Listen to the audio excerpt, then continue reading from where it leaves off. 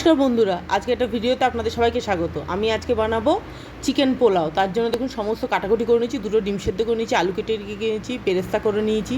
এখানে দিয়ে দিলাম কড়াই আমি সাদা তেল, ওর মধ্যে দিলাম গোটা গরম মশলা, আর এখানে পেঁয়াজ কুচি করে, তার মধ্যে পেঁয়াজ বাটা, আদা বাটা, রসুন বাটা, কাঁচা লঙ্কা, একটুখানি টমেটো ছিল, টমেটোটা দেওয়ার দরকার নেই, দিয়ে ভালো করে জল দিয়ে ভালো করে ফুটিয়ে নিলাম।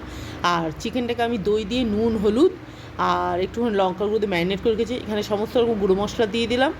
আর এটা করতে খুব তাড়াতাড়ি হয়ে যায়, মানে বেশি সময় একবারেই করা যায়, তো মানে চাল আর চিকেন একসাথে করা যায়। সুন্দর হয়েছিল, আমি ফার্স্ট টাইম ট্রাই করলাম, খেতে সত্যি দুর্দান্ত হয়েছিল খেতে। আমি 250 চিকেন নিয়েছিলাম, 250 চিকেনের মতো করেছি।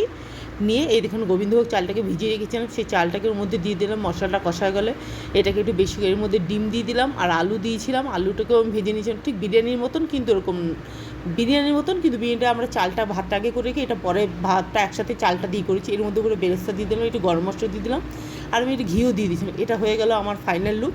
এরপরে আমি আজকে করেছি এটা আপনার রায়তা করেছি, যেটা আপনার দই শসা গ্রেট করে একটু বিট নুন আর একটু গোলমরিচ দিয়ে একটু রায়তা করেছি। আজকে আমি কিছু, আজকে সানডে স্পেশাল আজকে হলো আপনার হচ্ছে চিকেন পোলাও আর হচ্ছে রায়তা। এটা হলো আজকে দুপুরের মেনু।